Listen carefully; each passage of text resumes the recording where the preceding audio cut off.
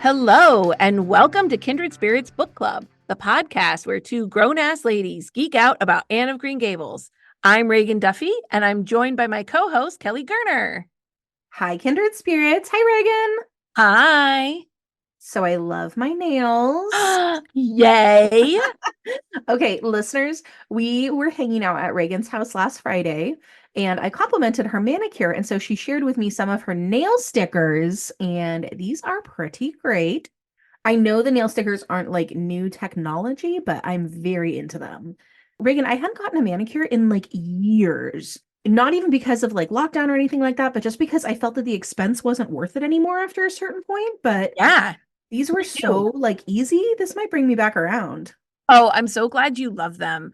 I like pretty nails too, but I'm the same way. I'm too cheap to spend regular money at a salon, and Yeah. I don't have the patience or time to paint my own nails nicely, especially because like I hate having to wait for them to dry, and then because Yes. I always ding them, and then I feel like I spend all that time and then they chip a day later, and then I have to take it all off because I don't like it when once it's chipped, I want to pick at it. Exactly. So yeah, these nail stickers. So listeners, they're the kind where they're like stickers that cover your whole nail and they're made out of like real nail polish and you just like stick them on and then cut them so they fit your nail and just like give it a file and then they last for like 2 weeks. We put them on Friday. It's Tuesday night now. They look brand new. Nothing has changed. Like, and I've like washed dishes, done all the things, and they look really good still. And these designs are super cute. Like, I could not have done this. And if you That's went what to a I salon, you'd love. have to pay like a nail artist to do them. Yeah, like I love it when it's like the super cute little designs and you can do the fun thing where you've got like an accent nail or two. But Yes. yeah, I'm not going to be able to do that on my own. And so, listeners, in case you're wondering, the brand that I've been using has been the Dashing Diva brand, which you can buy off their website, but are also at like Target. And Kelly, I'm super excited to go thrifting this weekend with you and my daughter, Alice. I'm also really, really excited about this. Yeah. So I was thinking about this today. I drove around a little bit to try to decide where we were going to go. And my neighborhood, I'm pretty sure, is like a little bit of a hidden gem for thrifting in LA. Yes. We have a lot of thrift stores. Like I was not hurting for choice. Like I kind of went to a few different ones to like sort of scope out which ones she might think were fun. And we are going to be spoiled for choice. So listeners, just a heads up, if you are looking for a thrifting place in Southern California, Altadena is your neighborhood. I am so excited. She's never really gone thrifting before. I certainly haven't, like probably not since before she was born. And I'm Mm, really excited to kind of see now that she has a little bit of a sense of her own style, what she might pick out, especially with that kind of budget. You can really kind of play around with things that yeah. you might not normally buy. So Yeah, I remember I loved thrifting, certainly when I was her age, but like all the way up through high school. I haven't done it too much as an adult just because it's very hard to find like good mhm. quality plus size clothes in thrift stores. But there are like specialty plus thrift stores now. I don't know, like the world has really opened up for plus size fashion generally in the last like 10 years or so. But I was thinking about it. You know what I do love to do and I do a lot of? Is antiquing. So I think there's Ah, like a pipeline. Like if you yes. loved thrifting as a teenager, you'll love antiquing in your 40s. Right, because antiquing is thrifting for your home. Exactly right. Exactly right. And then you never have to worry about size. Yep, you don't have to worry about size. You know what it is? I'm just realizing this as we're talking. It's the exact same thing as what you're talking about with Alice, right? Alice is a preteen and she is figuring out her style, and thrifting is like an inexpensive way to do that, right? Yes. Like you can try on lots of different styles, lots of different personas, lots of different accessories, figure out what you're into, what feels like you. In antiquing, as an adult, is the same thing, right? Exactly. You're fully out of the just like, I just bought what I can afford phase, right? Like we just went to IKEA because that's what the budget was. But maybe you're not fully like investment pieces, huge investment pieces for your house yet. Where's that middle ground? Right. Antique stores. And Try again, some stuff on for size. See how and you it's like it. it's a fun way to like kind of sustainably play around with Oh, something yes. because if something doesn't work as well for you as you or in your home as you thought it was going to be or Hmm. clothing wise, it doesn't feel as much like a waste because it was sexy to Yes. begin with. No, that part for sure. And no hate at all to like the home goods of the world. I love a home goods. I love a Target dollar aisle just as much as the next lady, I promise you. But I always feel like a little tinge of guilt when I take something home and then, have it up for like a little bit and then get tired of it. And then it's like, okay, well, where does this go? Did I just buy something that I was just going to throw out a few months later or whatever? So yeah, the sustainability factor of thrifting or vintage shopping is really nice. Well, Alice specifically asked to go with you, so I am very lucky that she's letting me tag along. Although I guess she needs a ride to your side of town, so That's true. That's I got true. lucky. Wait till she has her driver's license, Reagan. I know. All right, listeners. Well, let's leave thrifting and nails behind. And today we are going to continue our character-driven discussion of the themes in Anne's House of Dreams with a discussion about Captain Jim and his unconventional intelligence. As many listeners know, we've been using as a connecting thread over all of our seasons one of the first quotes we hear from Anne in Green Gables. Anne asks Matthew if he'd rather be angelically good, dazzlingly clever, or divinely beautiful. Matthew doesn't know, and Anne admits she's not sure either. In this season, with Anne fully in her adulthood now, we've been looking at how each of those values is expressed in one of the new characters we meet in this book, and how our characters both uphold and subvert those ideas. Adulthood is about realizing how the ideals we developed in childhood look out in the real world, and that's not always the way we expect. So today we're going to look at cleverness through the lens of a man of deep wisdom but little formal schooling, Captain Jim. Let's meet our kindred spirit of the episode. Captain Jim's formal name is James Boyd, but no one calls him that. He's a retired sailor and now the keeper of the Four Winds Light, and he's 76 years old. He and Anne recognize each other as kindred spirits right away, and his friendship, wisdom, and guidance are a warm constant for Anne. If Miss Cornelia is the humor of Anne's House of Dreams and Leslie is the tragedy, Captain Jim is the soul of the book. And we want to talk about the way that Captain Jim both embodies this ideal of cleverness and the way he subverts it. Our quote of the episode is this description of the old seafarer. Captain Jim was a high-souled, simple-minded old man with eternal youth in his eyes and heart. He had a tall, rather ungainly figure, somewhat stooped, yet suggestive of great strength and endurance. A clean-shaven face deeply lined and bronzed, a thick mane of iron-gray hair falling quite to his shoulders, and a pair of remarkably blue, deep-set eyes, which sometimes twinkled and sometimes dreamed, and sometimes looked out seaward with a wistful quest in them, as one seeking something precious and lost. Well, let's launch into our story club about Captain Jim. We hear about Captain Jim in passing long before we ever meet him. Back in Avonlea, when Gilbert tells Anne about the little house of dreams, he tells her that there's apparently a romantic story attached to it, and that the lighthouse keeper will be able to tell them more in person. So right away, Captain Jim is established as a storyteller and a bit of a history keeper. Right. If Miss Cornelia is our Four Winds insider, Captain Jim is its historian. Captain Jim comes to meet Anne and Gilbert at the House of Dreams the night they arrive in Four Winds, along with Dr. Dave and Mrs. Dr. Dave, and he's brought fresh trout for supper. As Gilbert introduces Anne to Captain Jim, Anne and Captain Jim immediately recognize each other as kindred spirits. Captain Jim speaks in a folksy way, and we get some classic Montgomery regionalist accent work with Captain Jim's dialogue throughout this book. So listeners, pardon us if we don't always get the charm of his accent coming through. Maud is doing this quite on purpose. Throughout the book, we have this contrast between Captain Jim's homespun speech, which demonstrates his lack of higher education, and the deep wisdom in the content of his words. Captain Jim isn't clever in the way that young Anne would think of. He doesn't have much book learning or education. He doesn't use the big words that young Anne loved so much. His speech isn't elegant or refined. But we learn quickly that Captain Jim is deeply wise, and that is the sort of grandfatherly wisdom that Anne gravitates to.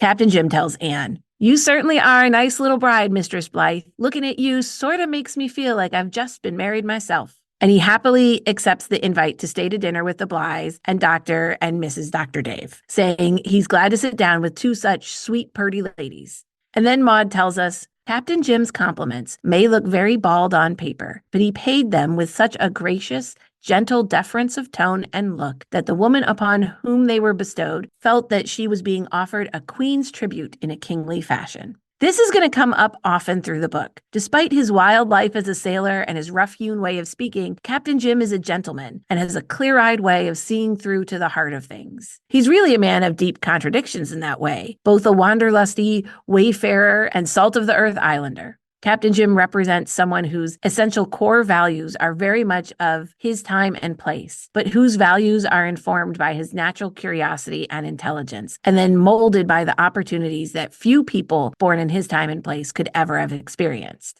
We see him as being somewhat akin to Anne herself in that way, a child from humble beginnings, imbued with traditional morals and values, but whose ambition and intelligence set her on a path unlike that of many of the women of her time. While for Anne, that was higher education, for Captain Jim, it is the sea. On this first meeting with Captain Jim, Anne can't help but notice his appearance. And we get a little contrast also between the way that Anne is obsessed with Leslie's beauty and then how she sees Captain Jim. Maud writes, though at first sight Anne thought him plain, she never thought anything more about it. The spirit shining through that rugged tenement beautified it so wholly. Now, of course, some of this is rank sexism. Women's worth is often defined by their outward appearance, and men have the privilege of being defined by their experiences. But it also shows that Anne is quickly tuned in to Captain Jim's wisdom. We also learn about Captain Jim over this first dinner that he is kind and selfless. He sheepishly admits that he's hungry for supper because he gave his midday meal, which was steak that he had just bought, to a hungry dog he took in for the night. Oh, we love Captain Jim. If the reader is not head over heels in love with Captain Jim after this anecdote, well, I don't know how to help them. Captain Jim grew up in Four Winds, and he knows everyone. And even Miss Cornelia, who dislikes most men, likes Captain Jim. The Blythes invite Captain Jim to tell the story of the first bride who came to the House of Dreams. And we quickly see that one of Captain Jim's most prominent gifts is the gift of storytelling. He deftly spins the tale of the schoolmaster's bride, weaving in the heartbreak and drama and his own history with the schoolmaster. He alludes to the mystery around the schoolmaster's prophetic vision, and we are told that multiple times Jim pauses and gazes off into the distance, as if he, quote, kept a passing tryst with visitants Anne and Gilbert could not see. We get the sense that Jim is a man who has lived his life fully and wholeheartedly, and now finds his calling in sharing those experiences with others. He seems to be living both for the here and now, but also in community with his memories of the people and places who've had an impact on his life. Jim spends a lot of time in this book not just sharing these stories with Anne, but in quiet reflection, reliving many memories as his life enters its last chapter. Ragon, you know how we talk about reading these books at different phases of our lives and just finding nuance and truth in them that we didn't see before as younger readers? I cannot wait to read this series again in another couple of decades and find out all those details that ring true in my older years. I really am inspired by Captain Jim, and I hope, like him, I have made friends with my memories. I really love that idea. And I think it's true. House of Dreams in particular, I think, is a book that resonates differently at different stages of your life. Yeah, because you see a lot of life stages in it, right? It's a beautiful book with births and deaths and the whole gamut.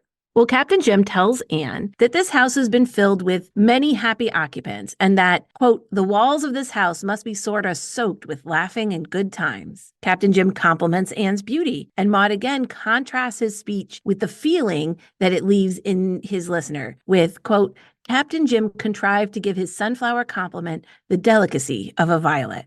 They end this first evening together by exchanging invitations to visit often, and it's clear that Captain Jim is going to be very important to Anne.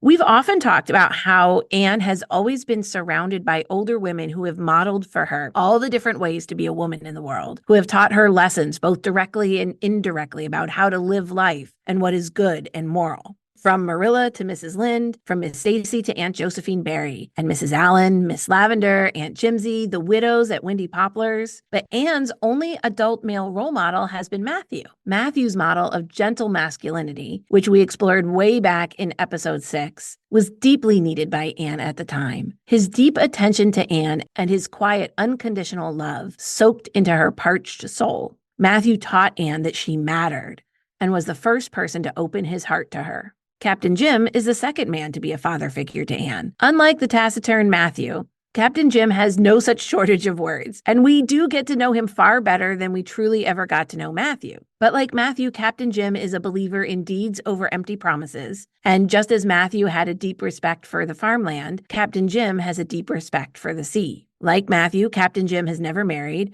although we do find out that he once had a true love. Like Matthew, Captain Jim never gets angry, having a laconic and relaxed nature. In fact, Miss Cornelia says that's the one thing that's irritating about Captain Jim. Quote, "You can't make him mad. I've tried for 20 years and he just keeps on being placid. It does sort of rile me." But whereas Matthew is shy and withdrawn, Captain Jim knows everybody, talks to everybody, and enjoys socializing. Matthew has never gone anywhere farther than Charlottetown, but Captain Jim has sailed all over the world and has a deep pull towards adventure. I love thinking of these two characters as sides of the same coin, both representing paternal love for Anne. Both Matthew and Captain Jim are also the soul of their books. And of course, they both die in their books. I'm kind of playing with some ideas about the characters who die in these books. Like, not just the people who we kind of hear about in passing who die, but like the characters who we really get to know and we really connect with, and then who die, and what those deaths represent.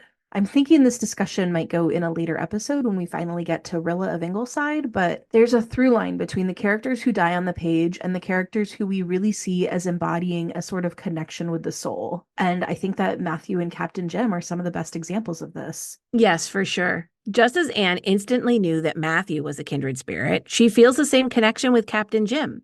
In no time at all, Gilbert and Anne are fast friends with Captain Jim. He comes often to the little house of dreams. Like Anne, Jim loves beautiful things, and he admires how Anne has decorated the house. The Blythes go to visit Jim at the lighthouse as well. And there we find that he has a big orange-colored cat named First Mate, whom he rescued as a kitten, that he loves reading the romance serials in the newspaper, and that he has a young great-nephew, Joe, who he reads pirate stories to. And also that he makes a great cup of tea. So important. Captain Jim has lots of stories to tell, and the truth is, he's as much of a gossip as Miss Cornelia in regards to the folks of Glen St. Mary's, but he usually has a more positive spin on it than Miss Cornelia. Between the two of them, Anne and Gilbert really get the lowdown on all the town drama. Oh, I'll say. I mean, Captain Jim knows he talks a lot, and he reminds the Blythes to stop him if ever he rambles too long. But he has such a gift for storytelling that Anne is fascinated. Captain Jim shows Anne and Gilbert lots of the little souvenirs in his house, souvenirs he's picked up in his travels with a story to go with each one. Quote, "Captain Jim never said a boastful word, but it was impossible to help seeing what a hero the man had been. Brave, true, resourceful, unselfish. He sat there in his little room and made those things live again for his hearers. By a lift of the eyebrow, a twist of the lip, a gesture, a word. He painted a whole scene or character so that they saw it as it was." Captain Jim also tells them that he's jotted down his stories in his life book over the years, but he knows he's not a true writer. He can't give his written words the same vibrancy that he can when he speaks them. He thinks his life book would be a great book if he could write well. So again, we have this contrast to the more formal intelligence of a good writer that Anne would have coded as clever when she was young, and Captain Jim's intelligence, a sort of lived-in wisdom that comes from observation and life experience. Anne knows there's value and brilliance in this book, even if Captain Jim doesn't have the skill to write it. Captain Jim tells the Blythes that he loves their company, and that he's been a bit lonely since Miss Elizabeth Russell, the last occupant of the House of Dreams, died. Maud tells us Captain Jim spoke with the pathos of the aged, who see their old friends slipping from them one by one, friends whose place can never be quite filled by those of a younger generation, even of the race that knows Joseph. House of Dreams is very much a book of beginnings and endings. Anne and Gilbert's marriage is just beginning their family together, and Captain Jim's life is drawing to a close. He's passing on his stories and his wisdom to that next generation. Anne marvels that Captain Jim has such a kindly persona that it's hard to reconcile it with his tales of wild adventure. And then Gilbert shares that he once saw Captain Jim flash lightning at a man in the fishing village who made a nasty remark about a woman in Jim's presence. So Jim has depth. Anne wonders that Captain Jim has never married. He's so convivial and social. It seems a shame that he only has his cat. But Maud says Anne was mistaken. Captain Jim had more than that. He had a memory. Boy, do I wish we had gotten more details about the wild and adventurous stories that Jim tells over the course of this book. And perhaps Maud thought that those tales were not in her wheelhouse. We only get Jim's stories in the book when they stick a little closer to home.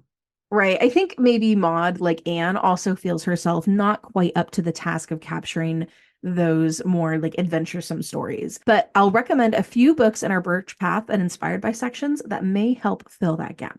Captain Jim's wisdom is especially sharp when it comes to people. He's very attuned to what unspoken needs people have. He often volunteers to watch Dick more so that Leslie is free to socialize with Anne. The very first time Leslie comes over, she admits that it was Captain Jim who made her go. Captain Jim knew that Leslie would need a push to take up Anne's offer of friendship. And he is there when Anne sees Leslie crying in her kitchen one night. Captain Jim affirms Anne's instincts about Leslie, and as he and Anne walk home in the ghostly night, we get a little passage that displays his wisdom. He says, quote, "I reckon when the darkness is close to us, it is a friend. But when we sort of push it away from us, divorce ourselves from it, so to speak, with lantern light, it becomes the enemy." Now, on the surface, they're talking about the way that walking in the dark by lantern light is spooky, but Captain Jim has a very wise take on the more abstract nature of darkness. It's no mistake this conversation happens after they are talking about Leslie and the nature of her sorrow and bitterness. We see how when Leslie pushes away and tries to wall up her bitterness, that she becomes cold. She sees others as the enemy. But when Leslie is vulnerable and lets her vulnerability be seen by others, such as when she confesses her bitterness and anger to Anne, she can see others as friends who are there for her. As winter approaches and the days grow short and cold, Captain Jim spends many evenings with the Blythes at his lighthouse. Captain Jim and Gilbert love having long discussions, and we again see that divide between Gilbert's educated cleverness and Captain Jim's lived wisdom. Jim says, "I like to ponder on all kinds of problems, though I can't solve them. My father held that we should never talk of things we couldn't understand. But if we didn't, Doctor, the subjects for conversation would be mighty few. I reckon the gods laugh many a time to hear us. But what matters so long as we remember that we're only men and don't take to fancying that we're God ourselves, really knowing good and evil. I reckon our pow-pows won't do us or anyone much harm. So let's have another whack at the whence and why and whither this evening, Doctor." It's so gratifying to see Gilbert's intelligence on the page in his conversations with Captain Jim. I mean, we'll get to it in a later episode, but this is such a great Gilbert book. And Captain Jim is a worthy foil. Gilbert is young and ambitious and naturally bright with big ideas and a lot of schooling. And Jim is in this quieter phase of life with the wisdom of years. The two of them become great friends in this book, where for Anne, Jim takes on a sort of paternal role. It's clear that for Gilbert, Jim is a mentor and role model. Captain Jim also has a diabolical sense of humor and uses it to rile up Miss Cornelia and challenge some of her more outlandish opinions. As longtime friends, he can get away with this more than most. Christmas at the House of Dreams is the perfect example of this. While Anne and her Green Gables family get the dinner ready, Gilbert, Miss Cornelia, and Captain Jim have a hilarious exchange. Jim riles Miss Cornelia about a widower coming courting at her house, which she shuts down with her typical acerbic wit. He then prods her by telling her that he went to the Methodist church the previous week. Cornelia, with her holy terror of Methodists, tells him tartly he'd have spent the day better at home reading his Bible. But Jim explained that he needed to hear some good singing, and that even Cornelia ought to admit the Presbyterian choir had gone downhill. And then this perfectly tees up Cornelia for a little rant about how the men who were in charge of building the church mismanaged it, and the women parishioners had to take charge to see the project through. It's clear that Jim has brought up this whole anecdote just to have the fun of winding Miss Cornelia up, as Miss Cornelia enjoys a kvetch, and Gilbert thinks it's all entertaining and funny. We heard a lot from Maud about how Leslie would set people up in social situations to be at their best, but here, I think we're actually seeing Captain Jim do just that. He's letting each person do what they enjoy doing in a conversation. Anne calls Gilbert to the kitchen to chide him for teasing Miss Cornelia, and Gilbert tells her the truth. They're all having fun, and none more so than Miss Cornelia. Captain Jim returns the favor of hosting at New Year's, and the Blythes, Leslie, and Marshall Elliott come over for a little informal party. Ragon, query for you. Do you think Captain Jim kept Marshall Elliott around all these years so Miss Cornelia and he would get together? Was that just another example of Jim seeing what others needed, even if they didn't see it for themselves? Good question. I'd like to think that he's that kind of matchmaking meddler. Yes. But I kind of think it's more of a way for us to get to know Marshall Elliott a little bit. So when we get that turn later around Miss Cornelia, it's not such a shock. Yeah, we know who he is because, of course, Captain Jim associates with intelligent, compassionate, interesting people, and we want nothing less than that for our Miss Cornelia. No, we don't. We also get a sweet moment over New Year's of Captain Jim looking at his little great nephew Joe, who had come over to hear tales of sailing and fell asleep before New Year's. Jim just loves this kid, and he tells Anne, as for his imagination, it sails away from everything. He makes up the most remarkable yarns. And then his mother shuts him up in the closet for telling stories, and he sits down and makes up another one and has it ready to relate to her when she lets him out. He had one for me when he came down tonight. Uncle Jim, says he, solemn as a tombstone, I had adventure in the glen today. Yes, what was it, says I, expecting something quite startling, but nowise prepared for what I really got. I met a wolf in the street, says he, enormous wolf with a big red mouth and awful long teeth, Uncle Jim. I didn't know there was any wolves up at the glen, says I. Oh, he comed there from far, far away, says Joe, and I thought he was going to eat me up, Uncle Jim. Were you scared, says I. No, 'cause I had a big gun, says Joe, and I shot the wolf dead, Uncle Jim, solid dead, and then he went up to heaven and bit God, says he. Well, I was fair staggered, Mistress Blythe. He went up to heaven and bit God. Gosh, it's such a funny story, and knowing how like young kids kind of make up these tall tales, it's so perfectly observed on Maud's part. And I just love how Captain Jim is so delighted with the world around him, isn't he? He's had these adventures far and wide all around the world, probably lived through more exciting times than most people in Four Winds will ever see, and yet he's just as enchanted with the stories of a little boy. The New Year's party is a glorious night, with more stories, music, and dancing. Marshall Elliott tells Jim he'll live to be 100 years old, but Jim disagrees.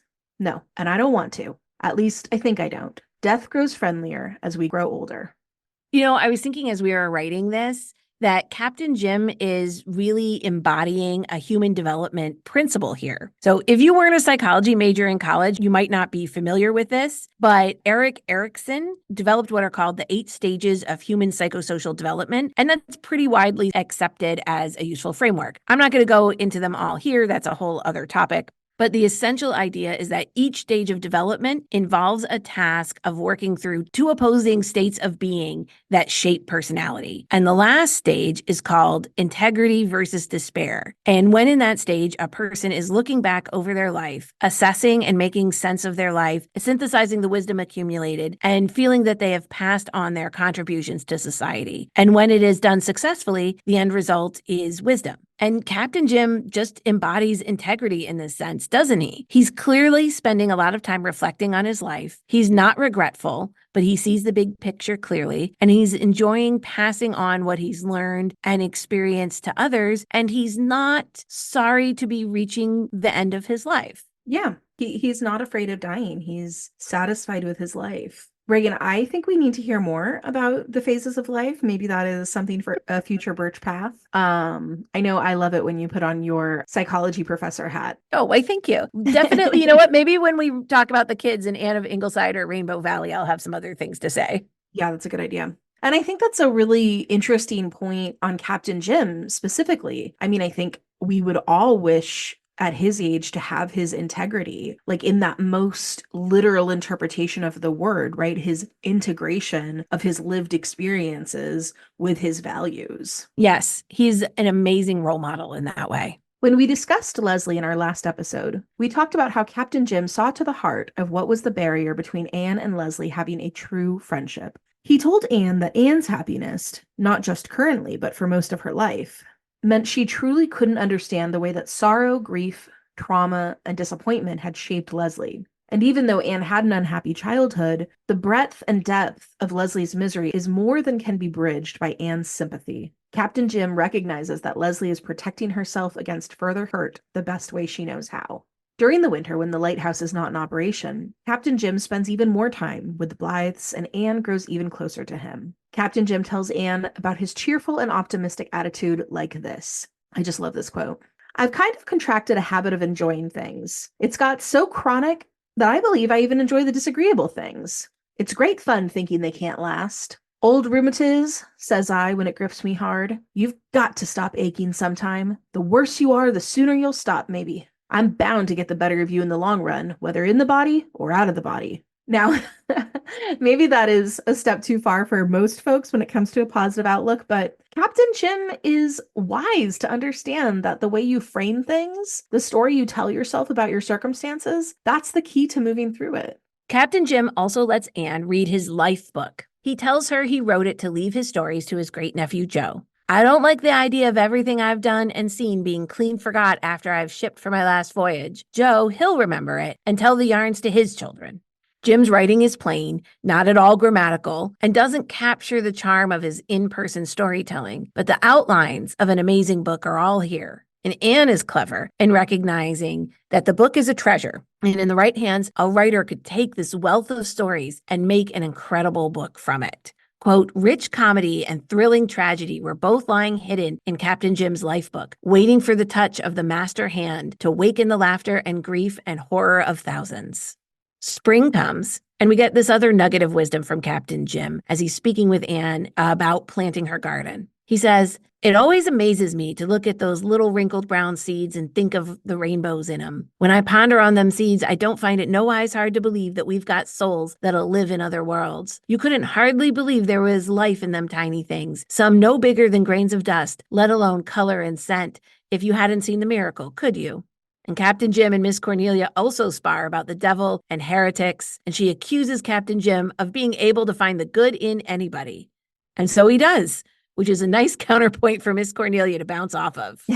Yeah, we need some of his joy to bounce off of her misanthropic view of the world.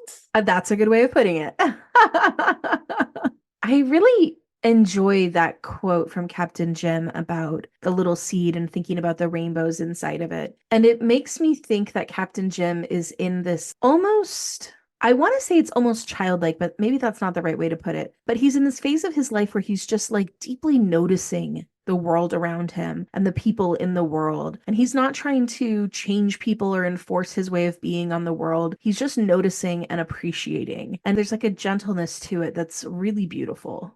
After the tragedy of baby Joyce's death, Anne is racked with grief.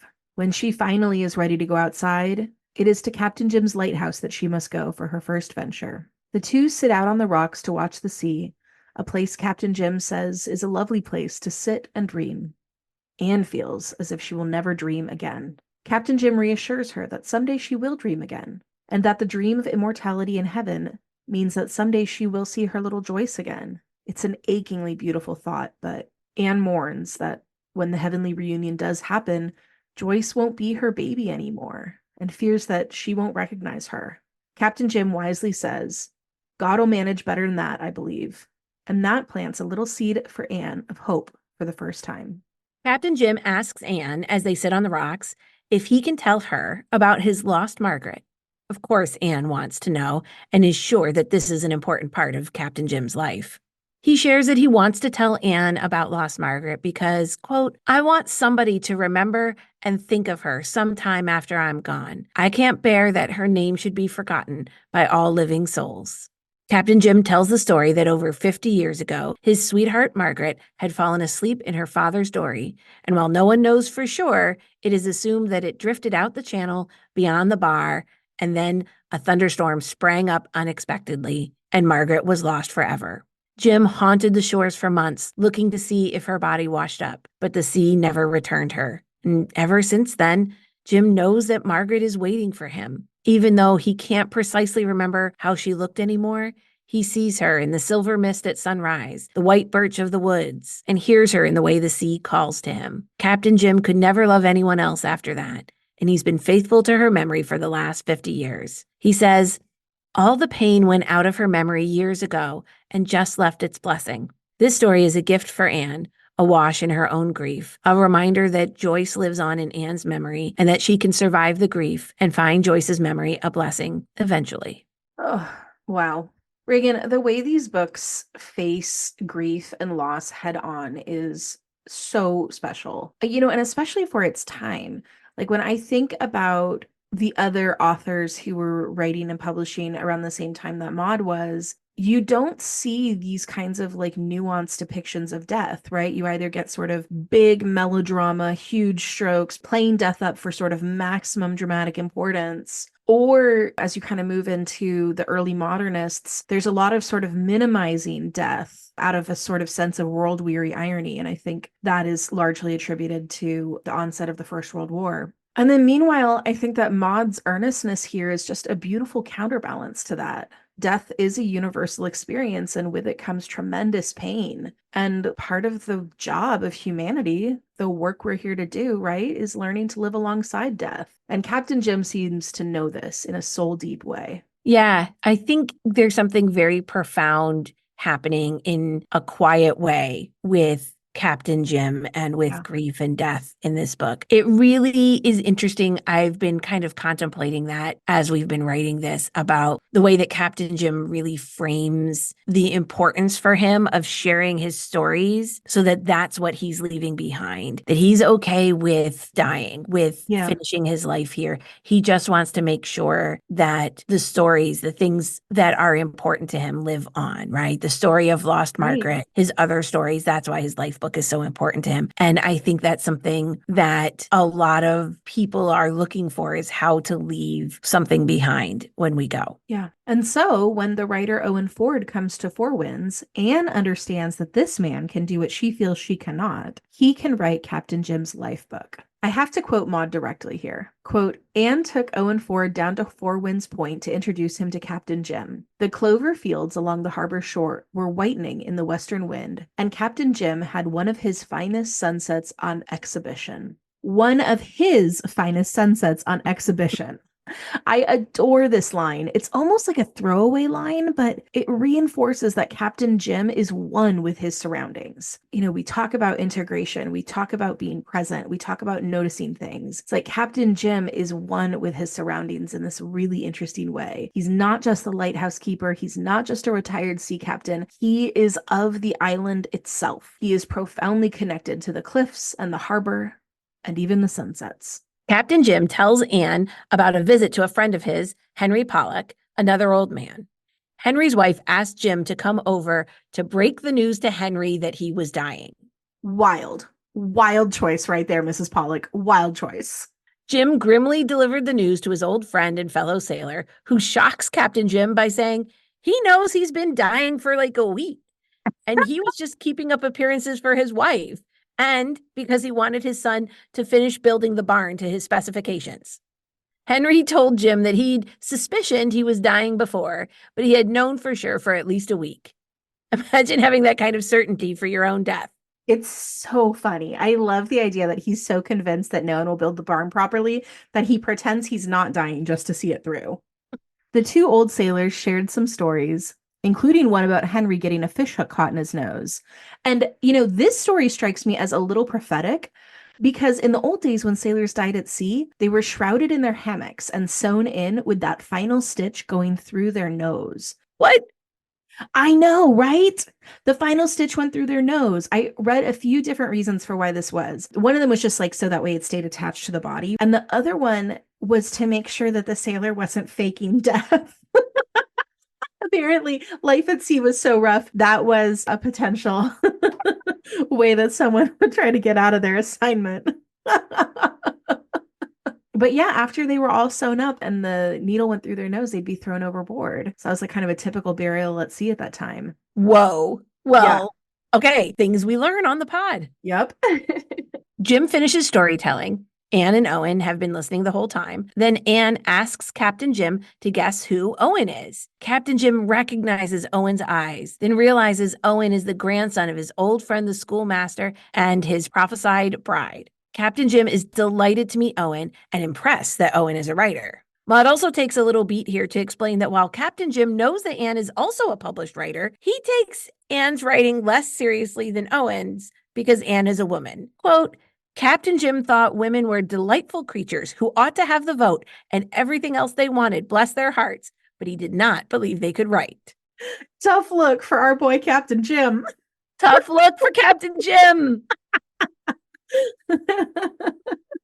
He was too perfect. It couldn't last. He was too perfect, yeah.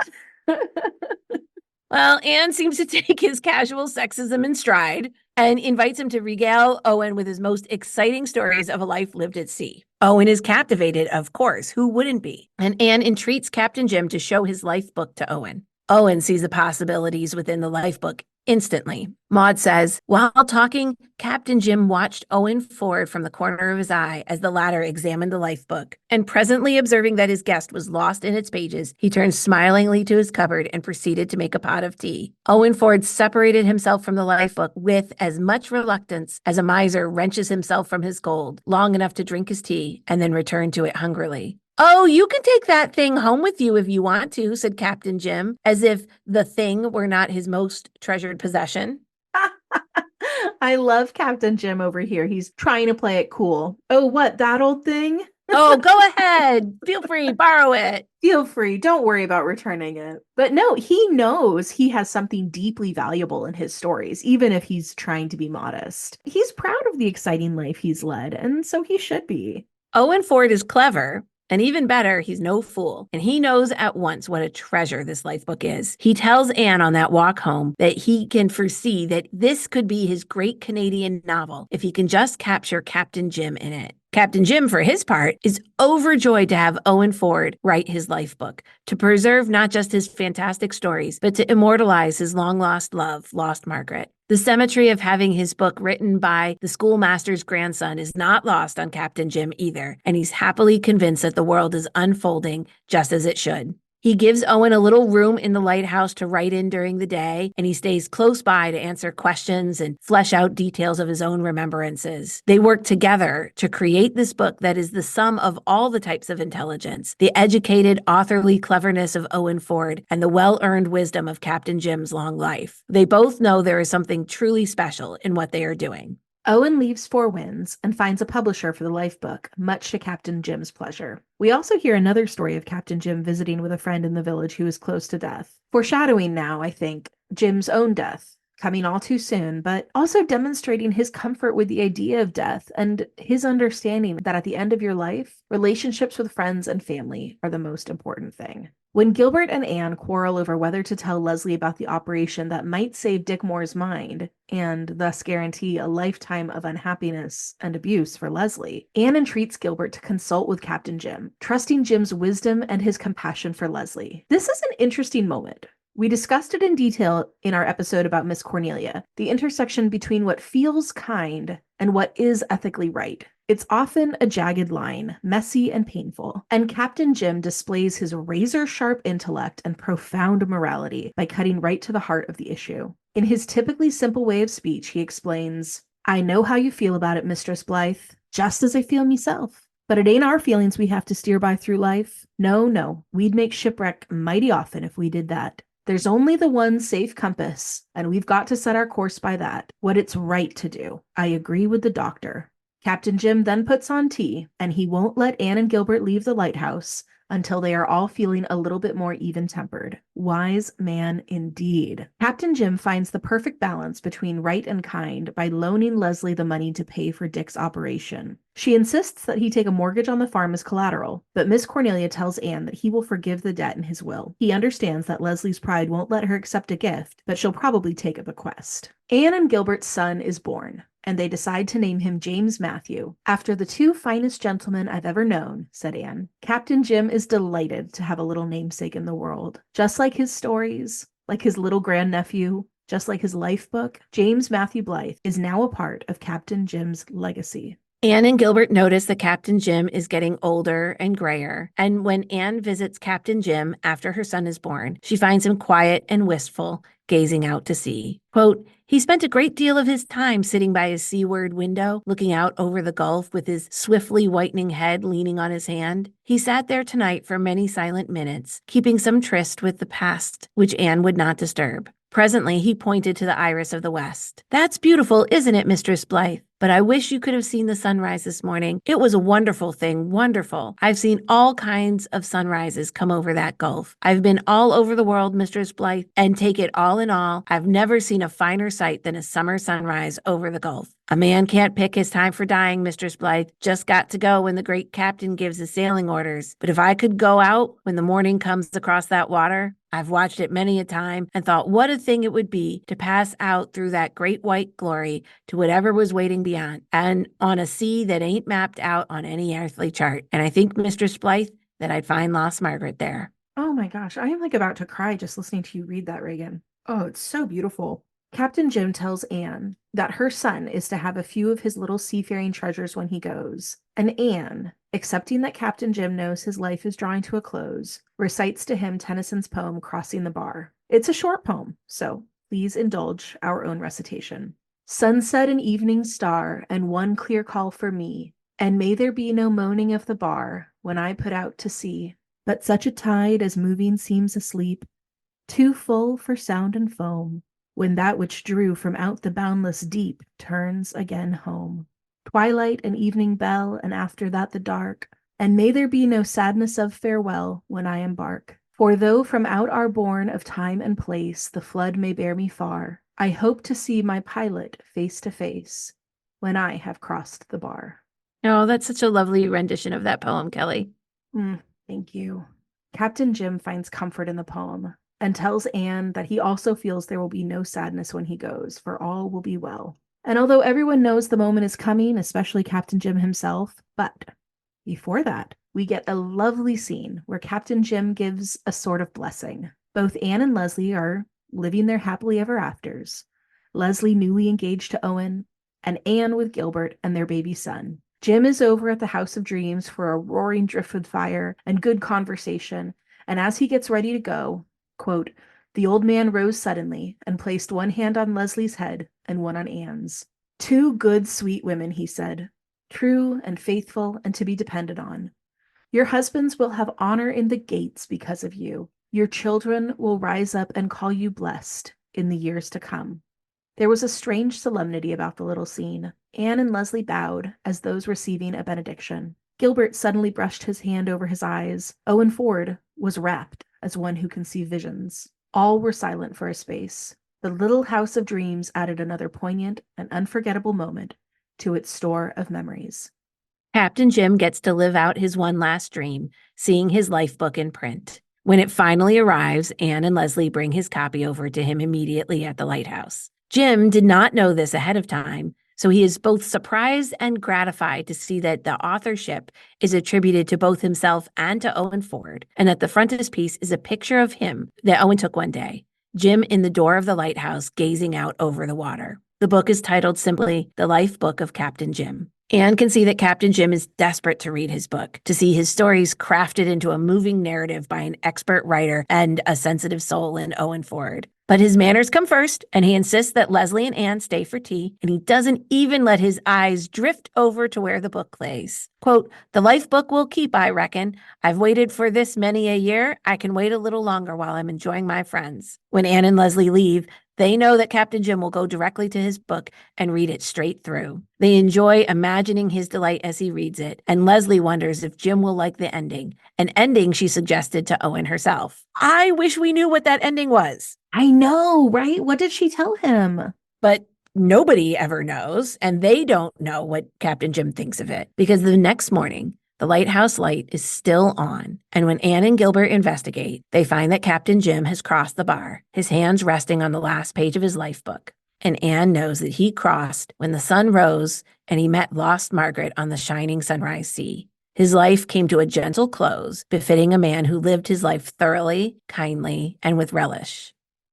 When we talk about cleverness, when young Anne contemplated being dazzlingly clever one day, we know that she was talking about being book smart, acing geometry, reciting poetry to great acclaim, delivering witty remarks in conversation, publishing her own stories, making a living off her own brilliant mind. And in Anne's House of Dreams, we see that in this new chapter of life, that kind of clever has become less important to her. Instead, what she truly values is Captain Jim's intelligence, his intuitive understanding, his profound wisdom about people and the world, his serene knowing that good days are ahead for the people he loves, and his gentle, humble certainty that his legacy will live on, even though he won't be there to see it. I'm like legitimately emotional. Yeah. This book. It's such a beautiful, it's so beautiful because while Captain Jim's death is sad, it also isn't that what we all want from our life? Yes. To have lived thoroughly, to have understood our own lives deeply, and to leave something important behind. To leave something important behind, to leave a legacy, and to leave community behind. I don't know. Yeah, I'm a mess. Absolutely beautiful. Well, listeners, we'll all take a deep breath All right, everyone. For our Birch Path today, I thought it would be fun to learn a little more about what Captain Jim's life at sea might have been like. So, looking at the timeline of Ant's House of Dreams, which is taking place sometime around 1890, we can surmise that Captain Jim was probably born around 1815. This would have been a hugely significant year for Canada from a military perspective. Two great wars with British involvement were ending: the War of 1812, which took place in North America and in the Atlantic Ocean and Gulf of Mexico, and Britain's war against Napoleon Bonaparte in France, which took place in Europe and in the Atlantic Ocean. So, in all likelihood, a young Captain Jim would have been raised hearing stories of great sea battles from the men in his family and community. Growing up on an island surrounded by the sea, by shipping and fishing and travel, it makes perfect sense that he took to the sea as soon as he could. Captain Jim also grew up and came of age during a time period known as the Golden Age of Sail. This was a time when sailing ships were at their most technologically advanced before steamships took over. Sailing ships were large and fast, complex universes unto themselves, with their own unique culture and hierarchies. Seafarers could sail around the world, and it opened up international trade and migration. While we can appreciate the technological advancement that characterized this age, we also need to remember that it was a violent and dangerous time. The Age of Sail brought about the enslavement of Africans and indigenous people and the European colonization of land throughout the world. And we're still all trying to recover from that. Seriously.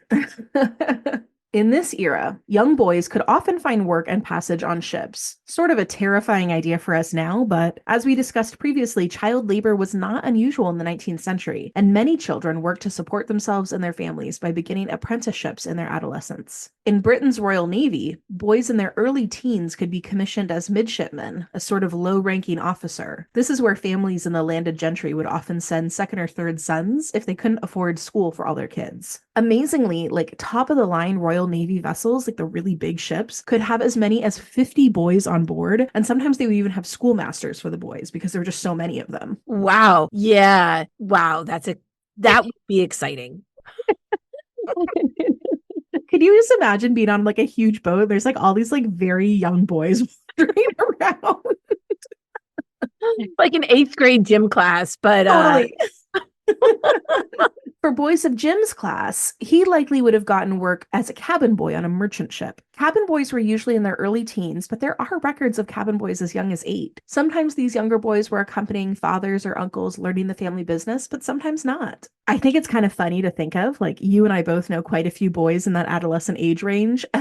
I think I can say with some certainty that all the 8, 9, and 10-year-old boys I know would sign up to be a cabin boy in a hot minute. Yeah, I bet it sounds great in a story, but is probably less so when you're actually living it. But when you're 10, that sounds like an amazing adventure, right? Yep. Cabin boys were actually pretty essential to running these large sailing ships, though. Their dexterity was required to get up into the sails and into the complex system of ropes that operated the sails, which is called the rigging. Cabin boys could also serve as lookouts, as kitchen help, as servers, cleaners, and just like a kid in the car on a road trip, they could hold the wheel to keep the ship steady on her course. The most dangerous jobs that these kids did was that of powder monkey, which would entail lugging up bags of gunpowder to the ship's deck to load into cannons during times of conflict. I mean, incredibly dangerous, right? They're literally holding bags of gunpowder, these young boys. But, for a wanderlusty kid like Jim, I'm sure this dangerous work was thrilling. Okay, Reagan, I added to our document today a picture I found of a powder monkey in 1864. Yeah, tell our listeners what you're looking at. Okay, so first of all, this kid has a very kicky beret on. Yes, the beret is the best part. The beret is the best part. And I also think that this style of pants is really popular among middle school girls right now. So aside from that, but let me tell you, this kid is leaning against the cannon.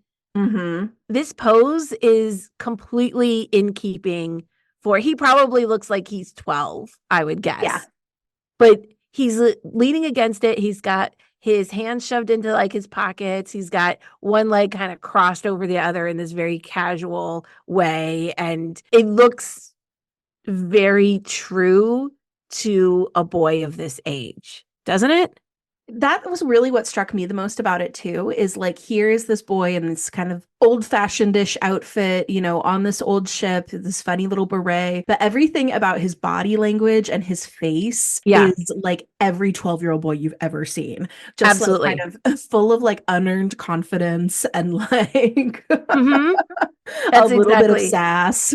Exactly. If we traded the clothes Hmm. for, like some basketball shorts and Yes, a jersey, absolutely. This kid could be any eighth grader today. absolutely. Well, and I also love that he's leaning up against this giant cannon that is clearly 3 times as big as he is. Hmm. And he's all just, I'm just chilling here. I'm just chilling. Yep, I have no sense of the danger. Yep. The Age of Sail was known as the time of wooden ships and iron men. And as Captain Jim grew up, he became one of those men. Life at sea was incredibly difficult. Physically exhausting work with bad food, bad pay, cramped living conditions, and a poor standard of hygiene and healthcare. Long, dull days were broken up by the occasional terrifying weather event or encounter with pirates. Ship's captains believed in working their crews hard to keep them busy and in employing harsh and inhumane punishments if they refused. I'm going to read a longish quote from the book 2 Years Before the Mast. This was a book published in the 19th century, written by Richard Henry Dana, who spent 2 years at sea. With regard to the work upon which the men are put, it is a matter which probably would not be understood by one who has not been at sea. When I first left port and found that we were kept regularly employed for a week or two, I supposed that we were getting the vessel into sea trim, and that it would soon be over, and that we should have nothing to do but sail the ship. But I found that it continued so for 2 years, and at the end of the 2 years there was as much to be done as ever. As has often been said, a ship is like a lady's watch, always out of repair. When first leaving port, studding sail gear is to be rove, all the running rigging to be examined, that which is unfit for use to be got down, and new rigging rove in its place. Then the standing rigging is to be overhauled, replaced, and repaired in 1,000 different ways. And wherever any of the numberless ropes or the yards are chafing or wearing upon it, there is chafing gear, as it is called, must be put on. This chafing gear consists of worming, parceling, rounding, battens, and service of all kinds, rope yarns, spun yarns, marling, and seizing stuffs. Taking off, putting on, and mending the chafing gear alone, upon a vessel, would find constant employment for a man or 2 men during working hours for a whole voyage. So they stayed busy. They stayed very busy with just like a lot of ship maintenance. And because hygiene was generally very hard to maintain aboard ships, conscientious captains would set their sailors to work cleaning the ship as often as possible, too. There's like an old sailing maxim about, you work 6 days and on the seventh day you clean. So I'm just going to do a real quick sidebar about Richard Henry Dana, who I quoted a moment ago. I'm actually from a town in California called Dana Point, so called because it was the location of one of the most memorable scenes from 2 Years Before the Mast. So if you didn't grow up in Dana Point, you might not have read that book, but honestly, I recommend it for a detailed look at what it was like to sail around the American continent in the 1830s. Dana and Captain Jim would certainly have been sailing contemporaries. Dana was a Harvard-trained attorney who took to the sea to recover from an illness and to hopefully recover his eyesight, which his doctors advised was going bad from too much study. 19th century medicine. Did it work? They're like, your eyes are tired. Go be a sailor for 2 years. But the book is based on the diary he kept at sea, and it's one of the only English language accounts of life in California port cities prior to the gold rush, with all that interesting cultural mix of indigenous people and the descendants of early Spanish settlers. Oh, that's interesting. Is this standard reading if you grow up in Dana Point? Like, is Yep. this what you have to read in eighth grade? Yep. I Oh, did read okay. it in 8th grade. Yeah. Oh, I was joking, but no. Nope. Exactly right. Oh, okay. All right. Never mind. All if you were in middle school in Dana Point, then you read this book. You have Okay. read this book. Yes. I'm not sure about other middle schools, but certainly Dana Point, yes. So if you're wondering why sailors would put up with backbreaking work, terrible food and living conditions, rampant illness, and harsh punishments, I think that's your answer. The allure for many sailors was the prospect of days spent in fresh air, right? Like if your alternative is to go work in a factory, life at sea probably seemed like a fair choice. And with it also came the opportunity to see parts of the world you wouldn't be able to experience otherwise, whether you were a Massachusetts lawyer or a boy from Prince Edward Island. So we know that Captain Jim went to the Caribbean because he was in Cuba when he found the man he believed to be Dick Moore. That trip up and down the Atlantic seaboard was likely common for someone based in the Canadian Maritimes. But you know what? It's just as likely that he would have sailed to Europe through the Northern Atlantic. It would have been A little less likely, but still possible that someone like Captain Jim could have traveled as far as Brazil or India, depending on what kind of trade he was involved with. But in the book, Captain Jim references adventures that took place in South America and Malay, or what we would now think of as sort of the peninsula that encompasses Indonesia, Malaysia, Brunei, Singapore, and Papua New Guinea. So we know from the book that he traveled extraordinarily far and wide. That's pretty amazing. Yeah, right?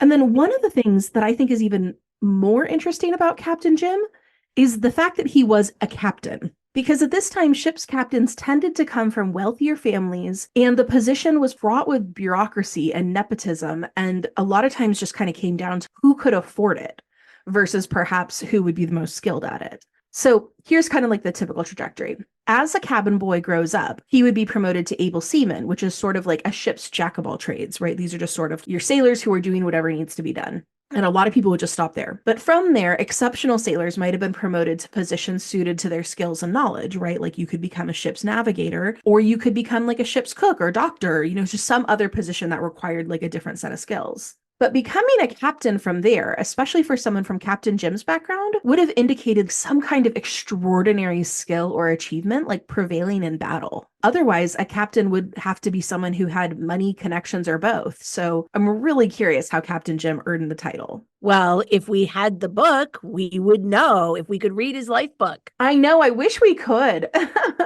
For the ending, if nothing else. Honestly. I think Maud chose A Life at Sea for Captain Jim more for the romance captured in popular novels like Treasure Island than for the brutal reality that faced actual 19th century sailors. But I do really enjoy wondering about what Captain Jim has seen and done. In Anne's House of Dreams, Owen Ford says to Anne, "That old captain is a wonderful old fellow," he said. "What a life he has led! Why, the man had more adventures in 1 week of his life than most of us have had in a lifetime. Do you really think all his tales are true?" And Anne responds, "I certainly do. I am sure Captain Jim could not tell a lie. And besides, all the people about here say that everything happened as he relates it. There used to be plenty of his old shipmates alive to corroborate him. He's one of the last of the old type of P.E. Island sea captains. They are almost extinct now." And Anne is quite right. By the turn of the century, steam shipping will have entirely overtaken sailing for everything except pleasure boating. Captain Jim really was the end of an age. Well, that makes his book not just personally important, but historically important.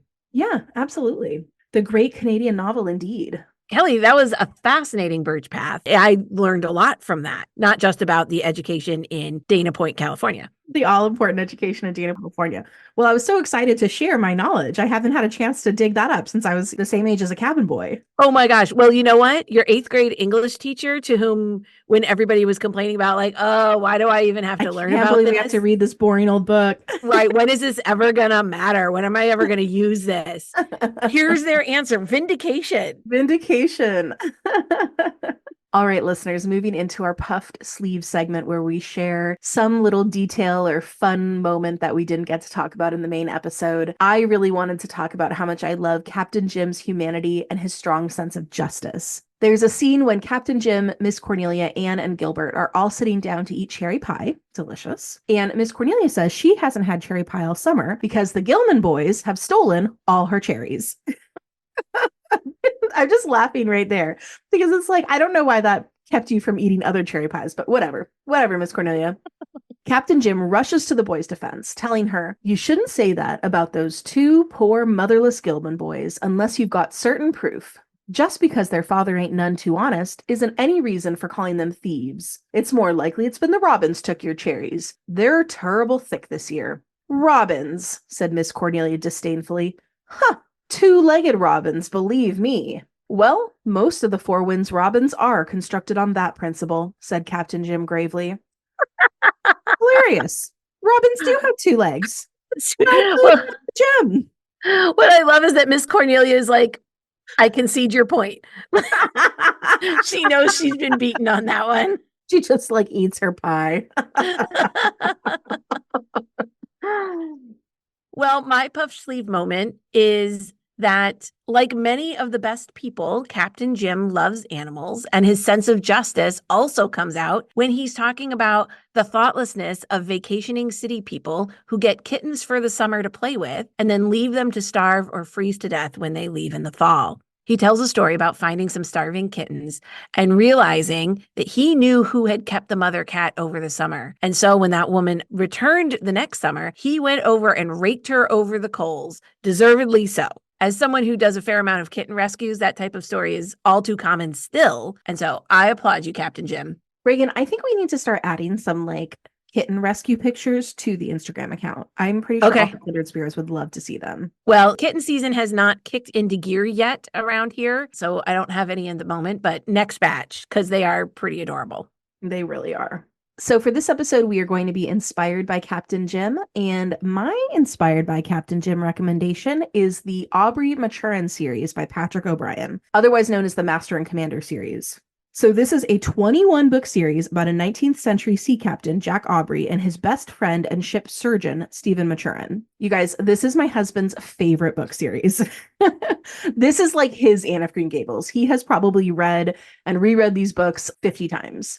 I've only read the first 5, maybe 6 books, but they really are great reads, full of rollicking, good seafaring fun, lots of adventures, a little bit of romantic mishaps and intrigue, a few sea battles, some light piracy, and plenty of incredible stories from places all over the world. So it is historical fiction set during the Napoleonic Wars, and they really capture the Age of Sail in a fun and captivating way.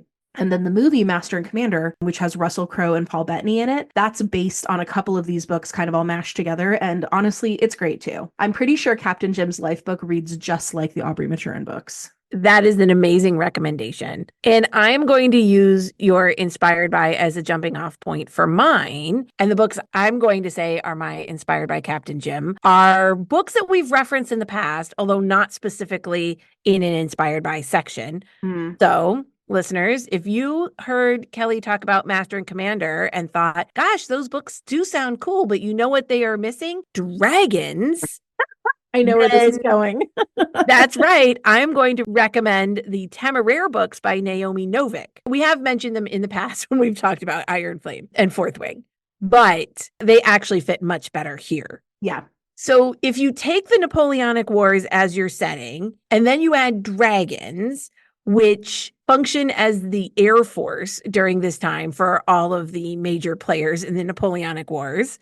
And the men who ride them are treated much like sailors on ships. So the dragons have a captain who has bonded with the specific dragon. And then depending on the dragon size, they're staffed by whole crews for immense air battles. So you've got the military stuff happening. You've got gripping fight scenes that are in the air, English politics and manners, and also dragons. These books are so fun, you guys. I love this series. Right. Captain Jim might possibly have been mystified by the fantasy element of the dragons, but he would probably have loved these thrilling adventure tales. And yes, listeners, Kelly and I and both of our husbands were obsessed with this series for a while. Was that during the pandemic we were all reading all these? I think we were, I want to say it was right before, but yeah, I would say there was a time when all 4 of us were reading them more or less at once. And we were just like, it had a chokehold on our friend group.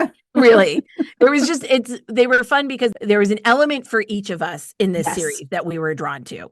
We loved it so much. We even played like a D&D like role-playing game based on this world, which honestly included one of the most fun role play scenarios I've ever done. So you don't have to go that deep in it, but if you at all like, it's funny because it's a fantasy world that reads much more like historical military fiction.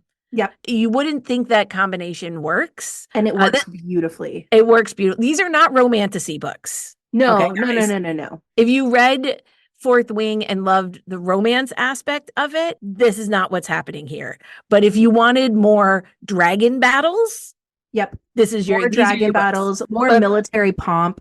This is your book.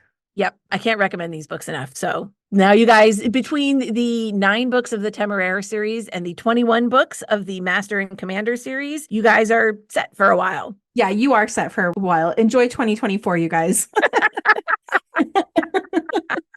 Oh, kindred spirits, we hope you enjoyed our deep dive into Captain Jim. In our next episode, we are going to have so much fun dishing about all the romance in Anne's House of Dreams. After all the buildup in the 4 preceding books, there's a lot of catharsis in Anne and Gilbert's beautiful wedding. And then, of course, Leslie's romantic arc is absolutely gorgeous as well. We are also going to have a guest, and we cannot wait to introduce you to her. We would love it if you continue to share the podcast with the kindred spirits in your life. Let us know if you've reviewed the podcast on Apple Podcasts or if you've shared about us on social media, and we will send you a high-quality vinyl KSBC sticker. It looks just like our logo, and it is totally perfect if I do say so myself. Reach out and let us know how you shared the pod via email at kindredspirits.bookclub@gmail.com or DM us on Instagram at kindredspirits.bookclub. Be sure to give us a follow on Instagram while you're there. We are always posting fun bookish content. We're both there pretty regularly, so it's a great way to interact, get recommendations, and see pictures of our ever-growing collections of Anne books. Thanks for listening, kindred spirits. Bye, kindred spirits.